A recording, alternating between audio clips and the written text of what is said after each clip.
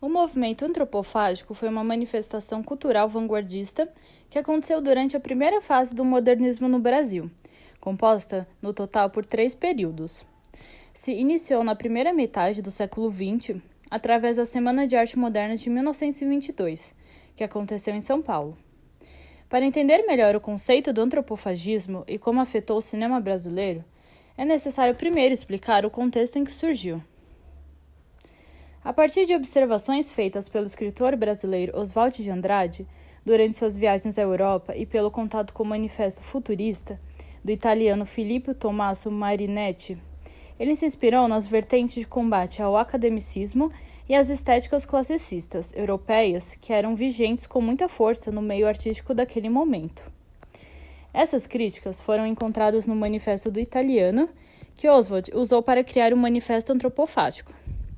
Foi em 1º de maio de 1928, na revista Antropofagia, do jornal Estado de São Paulo, que Oswald lançou o Manifesto Antropofágico. A publicação do manifesto aconteceu por causa da artista Tarsila do Amaral, que era esposa de Oswald, e o presenteou com a pintura Bapuru, que, segundo Tarsila, embasada no dicionário Tupi, significa homem que come. O antropofagismo afetou várias áreas da arte, e não somente as artes plásticas e a literatura, que são as mais discutidas na mídia. Influenciou também a música, o teatro e o cinema, no qual é objeto de análise neste texto. Da mesma forma que a cultura europeia era o paradigma do mundo na década de 1920, o cinema norte-americano é posto como exemplo a ser seguido para os cineastas ao redor do mundo. Ocorre, a partir daí, um processo antropofágico de consumo do que é o melhor do cinema americano e a junção e adaptação de seus elementos em histórias regionais. Na atualidade, é possível notar a antropofagia como processo elementar em filmes brasileiros mais recentes, que utilizam conceitos do movimento antropofágico como base. Aquários e Bacurau são bons exemplos disso. Se colocam com muita importância também as chanchadas, que é um gênero de filmes em que o cinema brasileiro fez adaptações dos musicais hollywoodianos, e os uniu e adaptou-os às realidades brasileiras, fazendo enorme sucesso de bilheteria. Apesar de marcar um dos períodos mais produtivos do cinema brasileiro, o gênero perdeu popularidade pelo desenvolvimento da TV no país, pelo surgimento do cinema novo e pelos desgastes de terem sido feitos muitos filmes do tipo.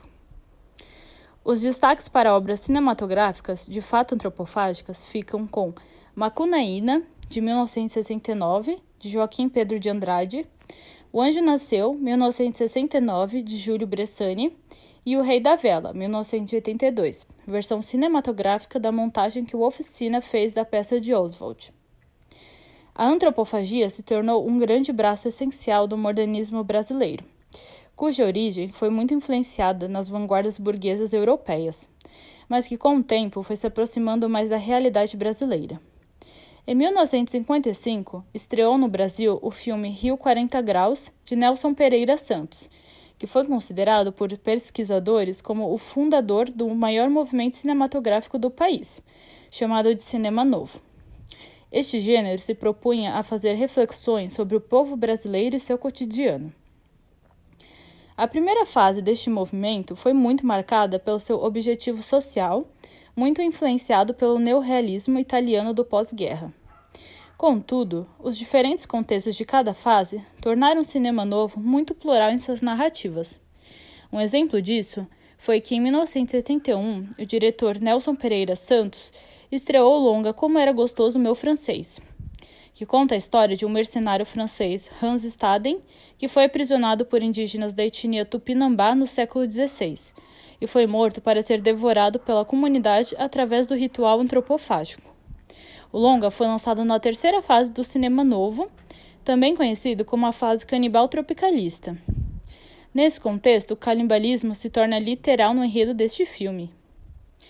Entretanto, a obra que ficou conhecida como a que mais tem características antropofágicas foi Macunaína, que iniciou a terceira fase do cinema novo, quando o movimento já estava desgastado pelo golpe militar que instalou a ditadura militar no Brasil em 1964, e pelas críticas feitas por cineastas eurocêntricos.